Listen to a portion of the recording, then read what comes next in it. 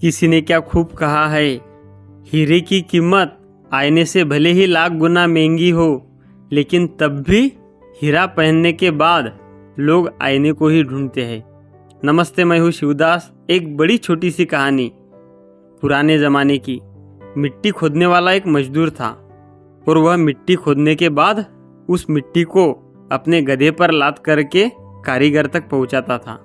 एक दिन मिट्टी खोद रहा था तो मिट्टी खोदते खोदते उसे ज़मीन में से एक चमकीला पत्थर मिला।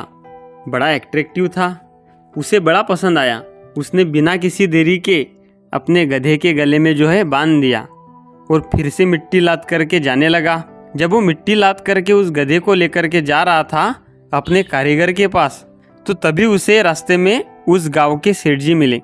छोटी सी किराने की दुकान चलाते थे। सारे गांव वाले सेठ जी कहते थे। उनको सेठ जी ने कहा, मेरे भाई, इसको लेकर के कहाँ जा रहे हो गधे को? बस वही अपने काम पर जा रहा हूँ। बोले, नहीं, गधे के गले में इसको कहाँ लेकर के जा रहे हो? बोले, बस ये तो आज से मेरी हो गई, मुझे मिली है ज़मीन में। सेठ जी ने कहा, ये चमकीला पत्थर मुझे पसंद आ गया, मुझे दे। कितने में दोगे? वो गरीब आदमी था।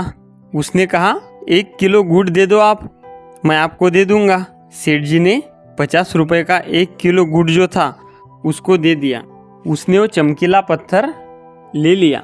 अब सेठ जी को बड़ा पसंद आ रहा था, बड़ा चमक रहा था, तो सेठ जी ने ले जा करके अपने गांव में उनकी जो दुकान थी किराने की, उसके तराजू के डंडे में बांध दिया और बड़े शौक से रखने लगे। बार बार उसको देखते थे, कितना चमकीला है। एक दिन उनके गांव में संयोग से एक जोहरी आया और उसने देखा कि किराने की दुकान चलाने वाले सेठ जी के पास में तराजू की डंडी में हीरा बंधा हुआ है।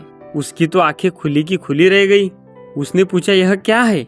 सेठ जी बोले, अरे चमकीला पत्थर है, हमारे गांव में मिला है, मैंने देखो कितने शौक से बांध के रखा है। जोहरी ने कहा, यह मुझे दे दोगे? बोला, हाँ दे देंगे।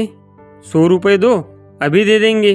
वो जोहरी जो था बड़ा कंजूस था। उसने कहा, 100 नहीं, 80 दूंगा। सेठ जी अड़ गए, बोले, नहीं 80 नहीं, 100 लूंगा। फिर से वो कहने लगा, 80 दूंगा। सेठ जी ने कहा, भाई सच सच बताऊं तो मैंने 1 किलो गुड़ दे करके इसको खरीद लिया है और 50 रुपए का 1 किलो गुड़ था। अब मैं तुम्हें कम से कम 100 में तो दूंगा। डबल तो प्रॉफिट होना चाहिए, बेनिफिट तो होना चाहिए, मुनाफा तो कमाओ। कंजूस जोहरी को लगा कि ये मान नहीं रहा है।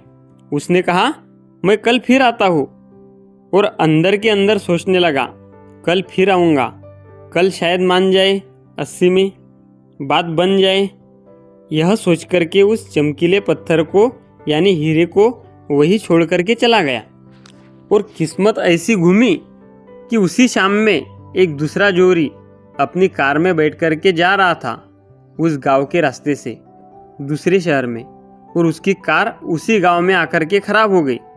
उसकी कार खराब हुई तो इंतज़ार करने लगा कि ड्राइवर उसे ठीक कर दे। तो अब क्या करे? तो गांव घूमने लगा तो वहाँ देखा कि किराने की दुकान है। सेठ जी ने सोचा, कुछ खाने पीने का आइटम ले लेते हैं।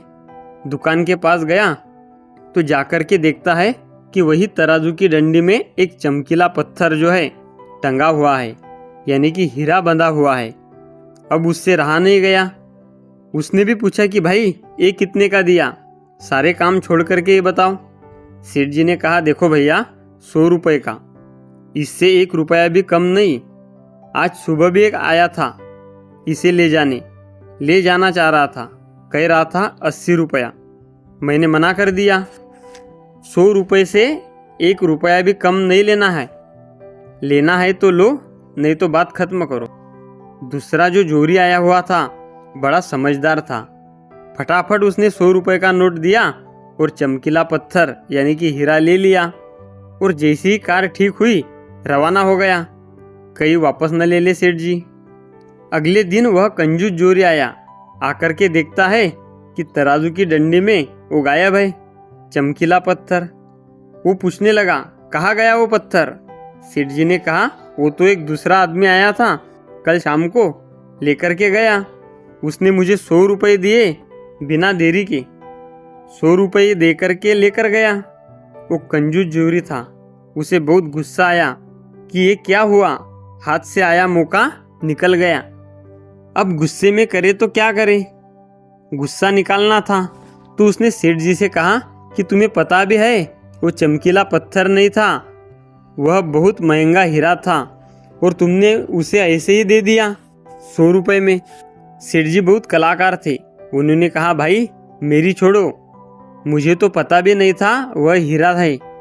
तुम तो समझदार हो, तुम तो परख करते हो, तुम तो पारखी हो। तुम्हें जब पता था कि ये लाखों का हीरा है तो तुमने 20 रुपए के लिए क्यों झगड़ रहे थे? तुम उसे 100 रुपये देकर के कल ले सकते थे, लेकिन तुमने मौका मिस कर दिया। तुम मुझसे बड़े बेवकूफ़ हो, मूर्ख हो। कंजूस जोरी था, उसके अलावा कर भी क्या सकता था, पछताता रह गया बेचारा।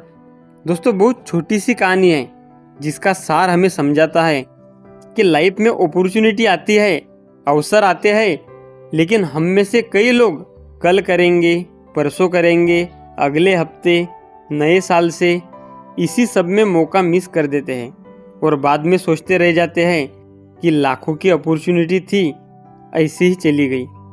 शुभस्य शीघ्रम, यह मंत्र याद रखिए। शुभ कार्य को जितना शीघ्र किया जाए उतना बेहतर होता है। दोस्तों याद रखिए, आप यदि कुछ अच्छा सुन रहे हैं तो वह श्री मोटिवेशन। इसी तरीके से मोटिवेशनल कहानियाँ सुनने के लिए हमारे इस पेज को सब्सक्राइब कर लीजिए। थैंक यू दोस्तों।